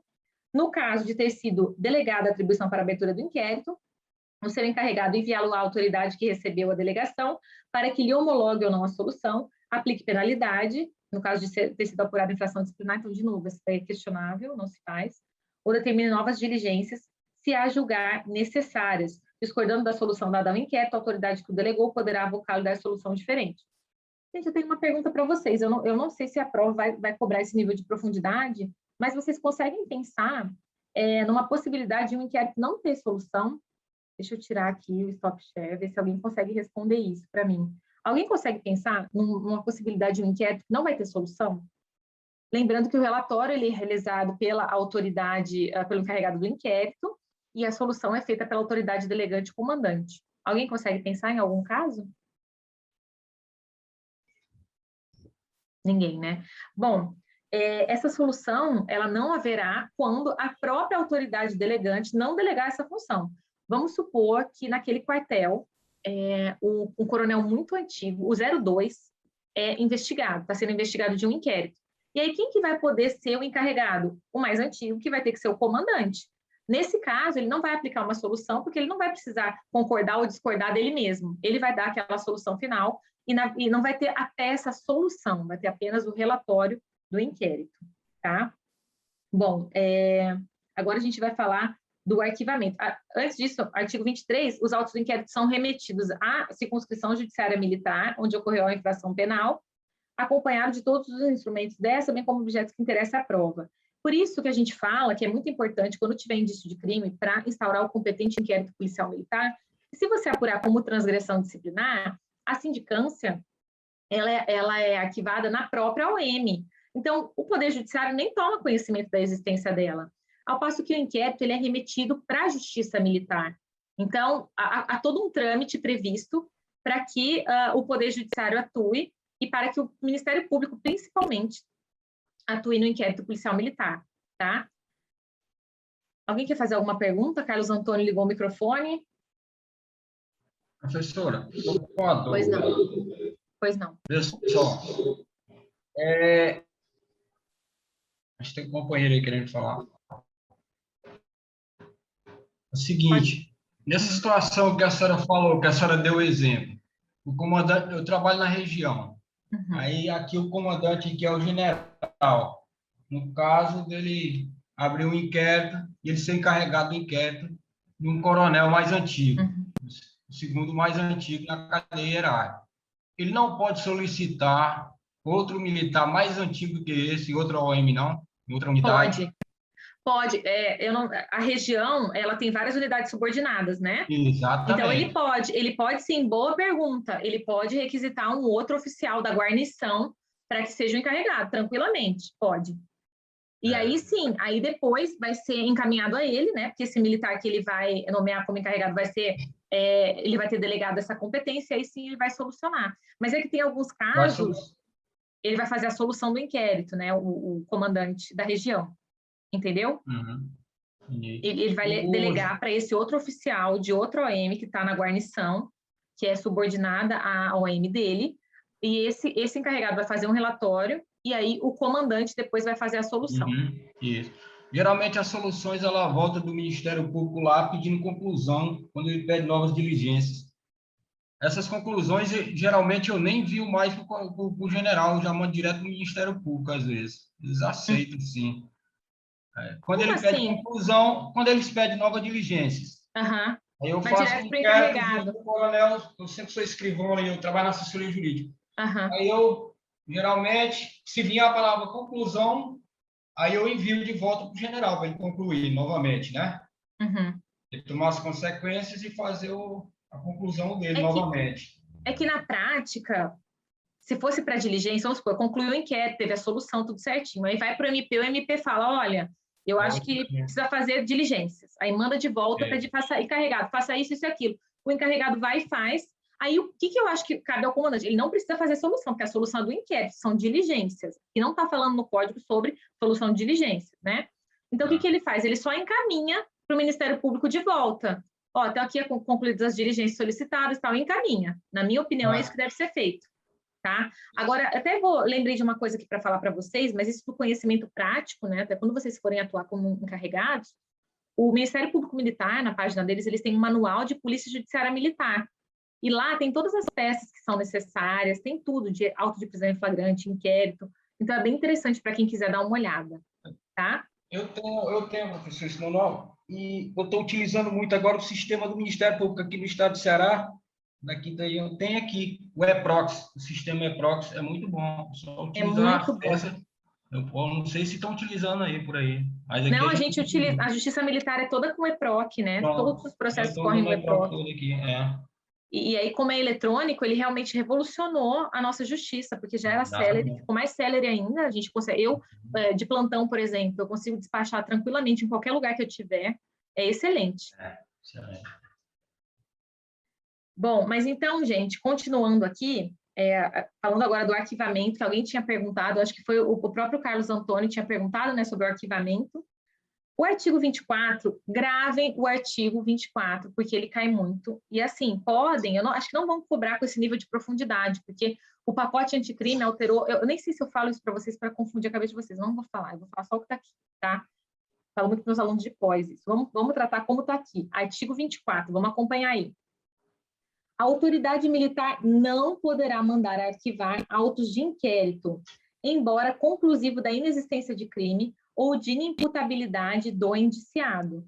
Gente, a autoridade militar não arquiva inquérito. Quem arquiva inquérito é o juiz federal da Justiça Militar. Quando que o juiz atua? O juiz atua sozinho, sem o conselho, sem os oficiais convocados, na fase pré-processual, que é essa fase de inquérito, de APF, e também na fase, em carta precatória, no curso do processo, e na fase de execução. Essa é uma fase que o juiz atua sozinho, e ele vai decidir se vai arquivar ou não. Como é que a gente arquiva o inquérito? Normalmente, a gente segue o que o Ministério Público pede. O Ministério Público é o titular da ação penal. Se ele verifica que aquele inquérito não ministra elementos para que ele possa oferecer uma denúncia, e ele pede arquivamento, normalmente o juiz concorda, tá? Ele pode até discordar em algumas situações, mas quem dá a última palavra vai ser sempre o Ministério Público, porque se o juiz discordar, tem que ir para o procurador-geral, que é o chefe do Ministério Público, e ele vai decidir se é caso de arquivamento ou não. Então, gente, a autoridade de Polícia Judiciária Militar não arquiva auto de inquérito. ok? Isso daqui cai muito em prova, muito, muito, muito, o artigo 24. Instauração de novo inquérito é o artigo 25 que a gente já falou.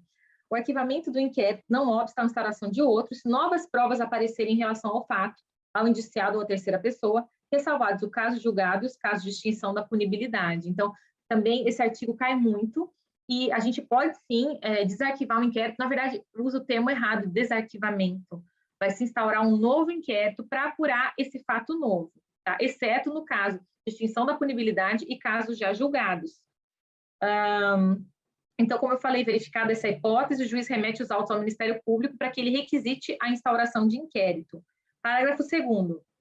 O Ministério Público poderá requerer o arquivamento dos autos se entender inadequada a instauração de inquérito. Então, o Ministério Público pode requerer o arquivamento. Normalmente é isso que ocorre. O MP requer o arquivamento e o juiz arquiva. Gente, tanto o artigo 26 quanto o artigo 27 e o artigo 28, eles caem muito também. Sugiro que vocês leiam bastante. Artigo 26. Os autos de inquérito não poderão ser devolvidos à autoridade policial militar, a não ser mediante requisição do Ministério Público para diligências por ele consideradas imprescindíveis ao oferecimento da denúncia. Até o que o Carlos Antônio estava falando aqui, acontece muito. Encerra o inquérito, tem o relatório, tem a solução, encaminha para a Justiça Militar lá no EPROC, né?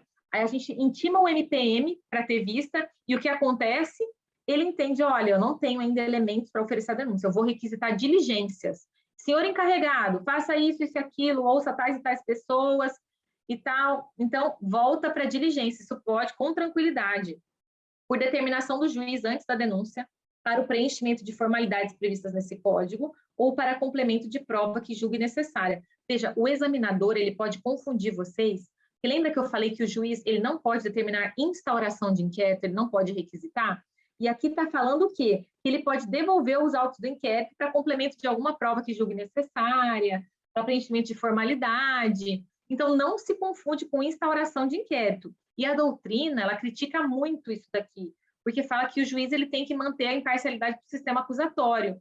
Então, não tem que pedir para corrigir nada, também para juntar nenhuma prova. Isso compete ao Ministério Público, tá? Então, não confundam que nesse caso aqui pode haver a devolução do inquérito por determinação do juiz antes da denúncia para o preenchimento de formalidades previstas nesse código ou para complemento da prova que julgue necessária. Em qualquer caso, o juiz marcará prazo não excedente a 20 dias para a restituição dos autos. O artigo 27 aqui vai falar sobre a suficiência do auto de flagrante delito. Lembra que a gente falou que o inquérito é dispensável?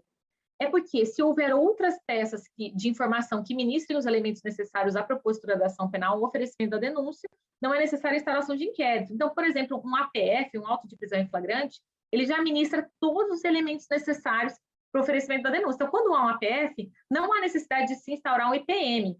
O artigo 27 fala que, se por si só for suficiente para a elucidação do fato e sua autoria ou auto de flagrante delito, constituirá o inquérito, dispensando outras diligências, salvo o exame de corpo de delito no crime que deixe vestígios, a identificação da coisa e a sua avaliação quando o seu valor influi na aplicação da pena. A remessa dos autos, com breve relatório da autoridade policial militar, far-se-á sem demora ao juiz competente nos termos do artigo 20.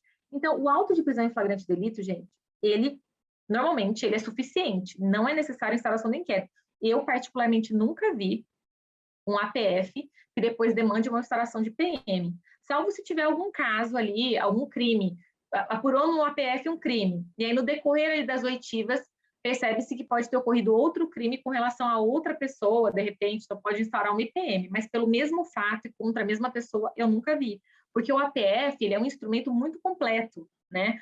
O auto de prisão em flagrante é para aquele crime que está sendo cometido, ou acaba de ter sido cometido, aquele crime que está acontecendo, a doutrina fala que é o crime que está ardendo, está pegando fogo, está acontecendo, acabou de acontecer, quando a gente é perseguido logo após com os instrumentos do crime. Então, quando ocorre isso, tem que ser lavrado o APF e tem toda o Código de Processo Penal Militar, ele prevê toda uma formalidade para sua instauração, uma série de requisitos. Não sei se vocês aqui já foram condutores de APF ou já presenciaram lavratura de um flagrante, mas tem uma série de formalidades. E, normalmente, ele já traz todos esses elementos, não é necessária a instalação de um IPM, tá? O artigo 28, esse artigo, memorizem. Artigo 28. O inquérito poderá ser dispensado sem prejuízo de diligência requisitada pelo Ministério Público. A. quando o fato e sua autoria já estiverem esclarecidos por documentos ou outras provas materiais. Então, gente, o artigo 28 está basicamente, por exemplo, falando o que está falando no 27.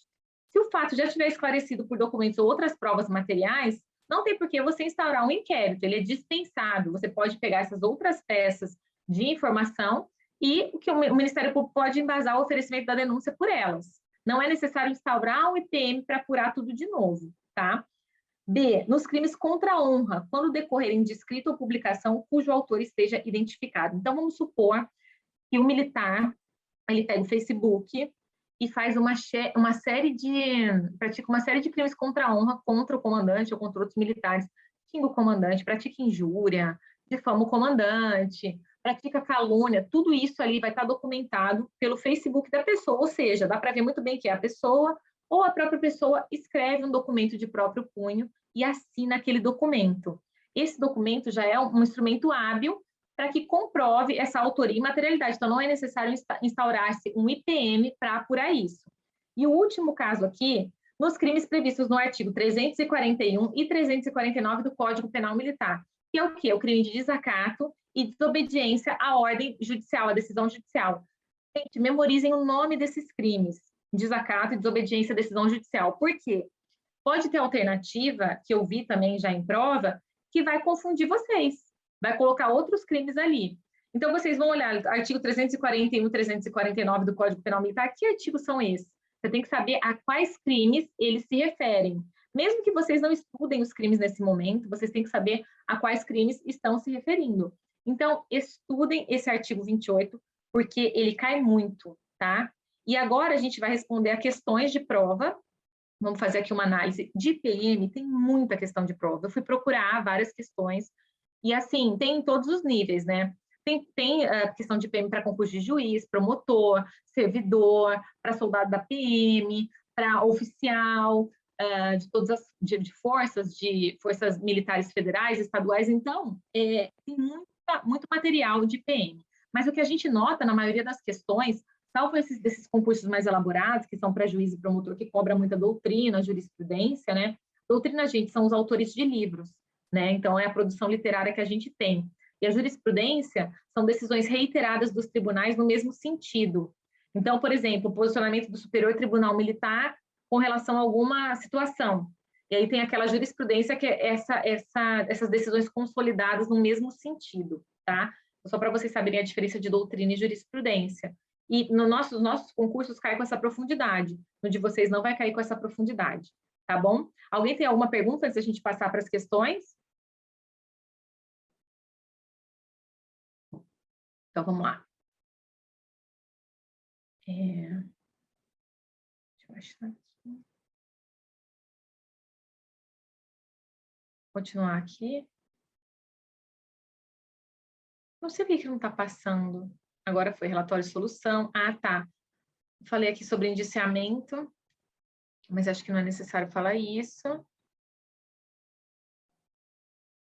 Isso aqui eu não vou entrar. Aqui. Vamos lá, gente, para as questões. Aqui eu vou falar amanhã, tá? Sobre a ação penal e denúncia e tudo mais. Bom, vamos lá para a primeira questão. Então, prova para defensor público da União, 2017. Em determinada organização militar, um major cometeu crime militar e o comandante da unidade, dada a sua indisponibilidade de oficial de posto superior ao do indiciado, designou outro major, o mais antigo da unidade, para apurar os fatos por meio de PM. Nessa situação, o ato de designação deverá ser considerado nulo. O IPM só poderá ser conduzido por oficial de posto superior ao do indiciado. Gente, então na OM o major cometeu um crime militar. O comandante da unidade não tinha nenhum outro oficial de posto superior ao do indiciado, designou outro major, que seria o mais antigo da unidade. Então, a alternativa está falando que o ato de designação tem que ser considerado nulo, porque o IPM só poderá ser conduzido por oficial de posto superior ao do indiciado, sendo que ambos eram majores, tanto o indiciado quanto o encarregado, só que esse major encarregado seria o major mais antigo da OM. Está errado. O artigo 7º, parágrafo 3º, ele prevê que, não sendo possível a designação de oficial de posto superior ao do indiciado, poderá ser feita de oficial do mesmo posto, desde que mais antigo. Então, está errada essa alternativa. Deixa eu passar aqui. Eu acho engraçado que demora uma vida para passar. Deixa eu ver quem que falou aqui no chat.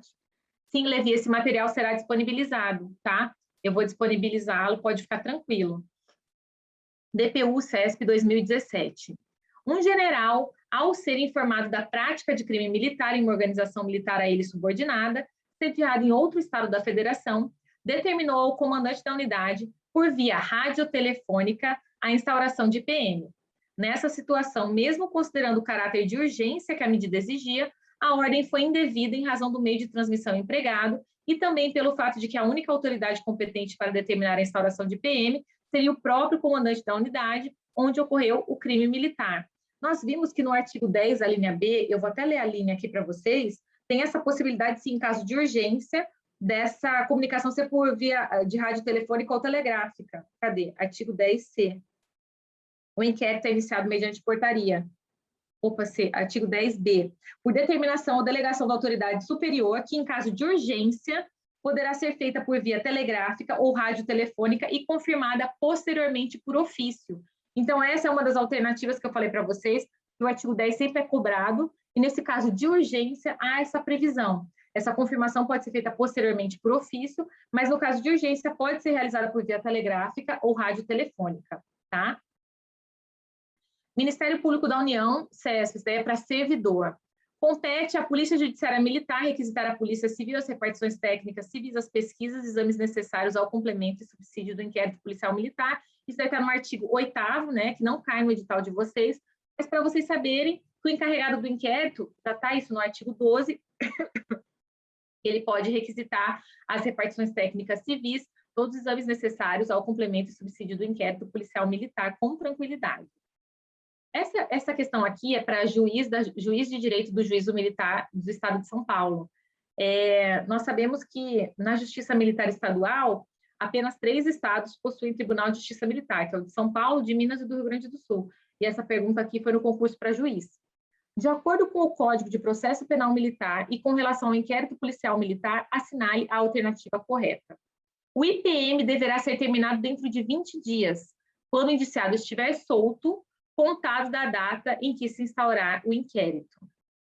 20 dias, indiciado solto? Não, né? A gente vai ver mais para frente. A autoridade militar só poderá mandar arquivar autos de inquérito se conclusivo pela inexistência de crime ou inimputabilidade do indiciado.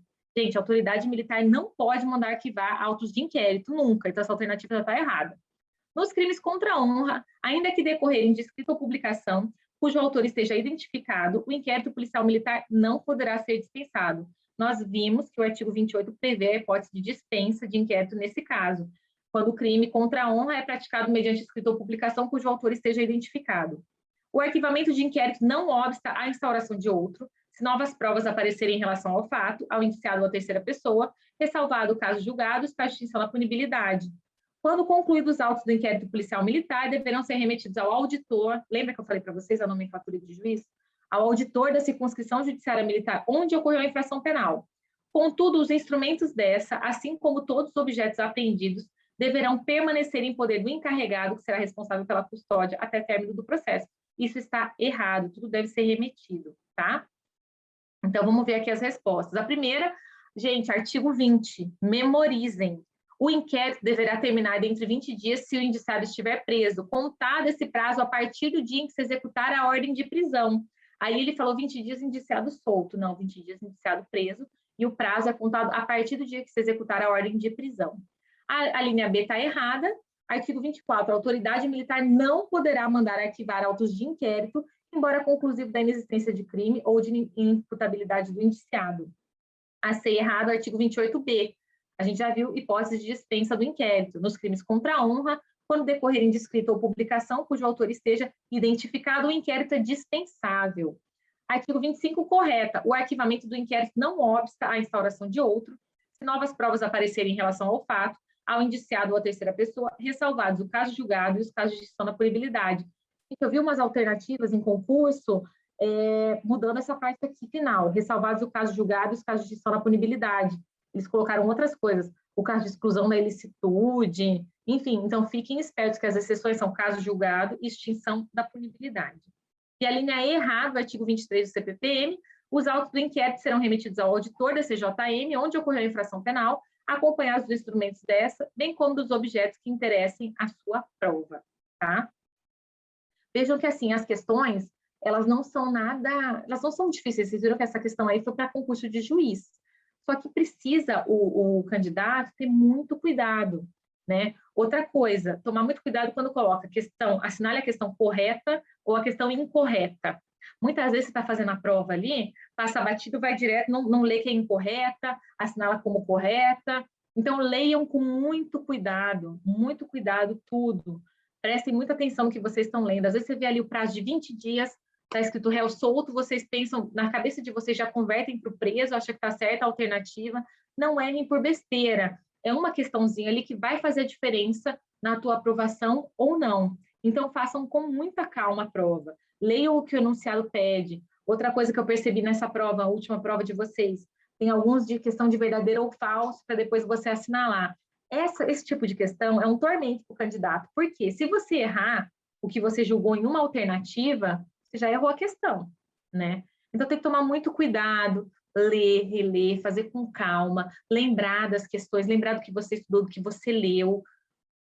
Tem muito candidato, e eu me coloco nesse rol, que é sinestésico, então precisa grifar, precisa ver tudo direitinho, ele vai aprender lendo, vendo e ouvindo. Então, vocês precisam anotar as coisas, fazer o caderninho de vocês, ter o material de vocês, ler a legislação, até porque, pense que quando vocês forem oficiais, vocês vão lidar com essas situações de encarregados do inquérito, de repente ali no meio de um serviço, assessorar alguém ou lavrar um auto de prisão em flagrante. Então, pensem nessas situações que vocês vão precisar, vocês vão usar esse conhecimento que vocês estão aprendendo aqui, tá? Bom, esse concurso aqui é para a PM do Pará. A respeito do IPM, assinale a alternativa correta. O IPM consiste em apuração sumária de fato, o qual, legalmente, represente crime militar e de sua autoria. O IPM é um procedimento investigatório sigiloso, ao qual não pode ter acesso o indiciado e sequer pode constituir advogado ou defensor. Nós vimos que ele pode sim constituir advogado com tranquilidade, não há problema algum. E que esse advogado ele vai acompanhar a documentação que já estiver juntada aos autos. O IPM tem caráter de instrução definitiva. Não, o artigo 9º fala que é instrução provisória. Quando de uma sindicância feita no âmbito da administração militar resulte indício de existência de infração penal militar, não será mais possível a instauração do IPM, sendo cabível apenas a medida disciplinar. Não, gente, a gente até comentou que tem até a linha F, né, do artigo 9º, se o comandante ele deixar de instaurar o IPM e apurar aquele crime como transgressão disciplinar numa sindicância, ele pode ser responsabilizado criminalmente. Então, não, tem que abrir o IPM.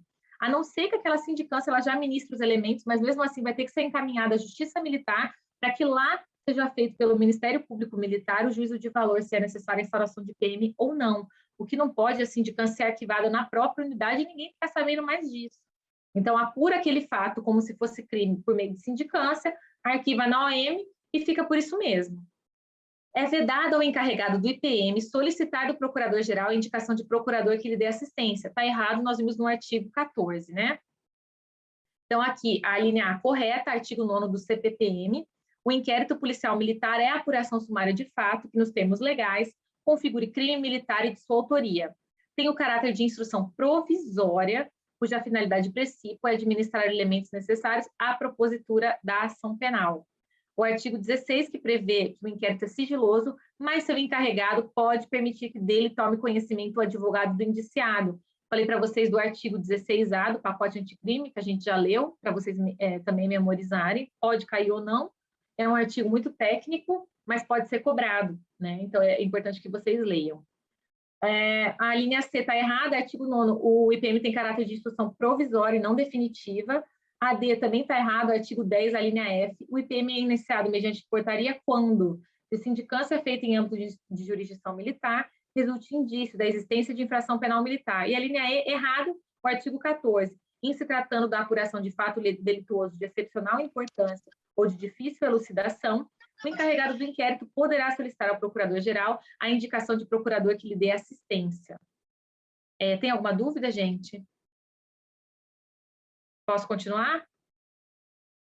Esse concurso aqui, Corpo de Bombeiros do DF, CESP 2006. Julgue o item subsequente que versa sobre inquérito policial militar. Logo que tiver conhecimento da infração penal militar, a autoridade militar responsável deverá adotar as medidas preliminares ao IPM, entre elas a prisão do infrator, independentemente de flagrante delito ou ordem escrita e fundamentada da autoridade judiciária competente. Está errado. A gente viu que pelo artigo 12, ele fala que deverá, se possível, efetuar a prisão do infrator, observado o disposto do artigo 244, que é justamente o flagrante. Então, ele só vai prender no caso de prisão em flagrante, tá? Então, outra coisa que eu queria dar um bizu aqui para vocês, quando vocês virem na alternativa, sempre, nunca, fiquem espertos, porque quando é muito absoluto assim, pode a alternativa estar errada. Muitas vezes a lei, ela usa essas palavras. Lembra que a gente viu, por exemplo, no encarregado do inquérito? Sempre que possível. Então, quando vocês estiverem estudando, grifem essas palavras, porque na prova o examinador, ele gosta de fazer um jogo de palavras. E tudo que é muito absoluto, vocês têm que ligar a anteninha ali, ligar o alerta, tá bom? Então, nesse caso aqui, independentemente de flagrante delito, não. Só vai ocorrer se houver o flagrante delito, está previsto expressamente no artigo 12, ali na C. Bom, essa era a última questão aqui. Tem muitas questões de PM, muitas, deixa eu parar aqui. Tem muitas questões de PM para a gente falar, muita coisa. O que eu quero, lição de casa para vocês, que vocês estudem esses artigos que nós mencionamos aqui. Como eu falei, a primeira parte, que está prevista no edital de vocês, eu acho muito difícil de ser cobrada. O que eu acho que tem muita chance de cair é inquérito policial militar, e vocês precisam acertar todas as questões que caírem. Leiam muito bem o código, grifem, anotem. Eu vou tentar passar mais questões para vocês amanhã, a gente vai falar sobre outras coisas. Eu achei curioso o edital, gente, porque assim, ele não fala, não cai, por exemplo, procedimento ordinário, cai procedimento de deserção, que é procedimento especial, e de insubmissão. E não cai procedimento ordinário. Eu vou falar para vocês um pouquinho de procedimento ordinário, sim, porque eu acho importante para vocês entenderem como para poder entender como é o procedimento sumário, tá? Fazer esse paralelo aí. A gente vai falar também da parte de prisão, ele pede só homenagem, achei esquisito esse edital, mas a gente vai tratar de homenagem sim, e eu vou falar rapidamente, muito rapidamente, sobre auto de prisão em flagrante, né, prisão preventiva eu nem vou entrar, porque não é objeto e é muito técnico, tá bom? Mas amanhã a gente vai se ver de novo.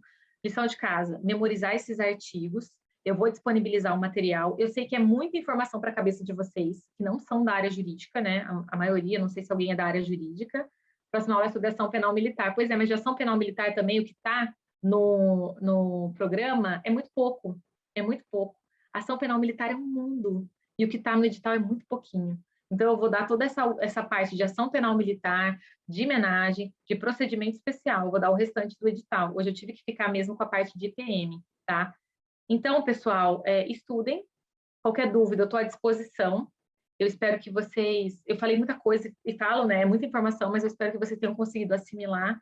Qualquer dúvida também vocês podem tirar na próxima aula. E podem também mandar e-mail para mim, sem problema nenhum, direct no Instagram, eu vou respondendo quando der. E é isso. E muita serenidade, né, na hora da prova.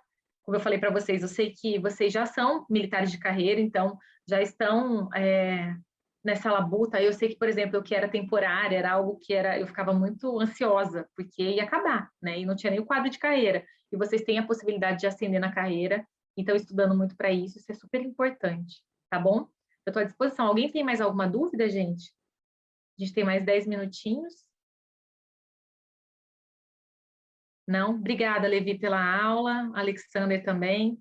Estou aqui à disposição de vocês. Se vocês tiverem alguma dúvida, só falar, tá bom? Se não, então, na aula que vem, a gente vai continuar com o programa e eu vou trazer mais questões para vocês, tá? Acho que é isso. Vanessa, quer falar alguma coisa? Dar algum recado?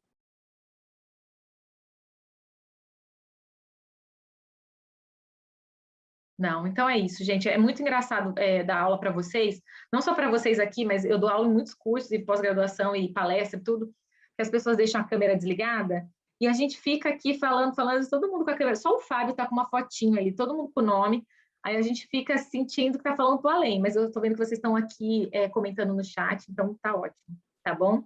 Mais questões de situação de caso, pode deixar da Costa, eu vou separar para vocês mais questões, tá? Obrigada, gente, boa noite.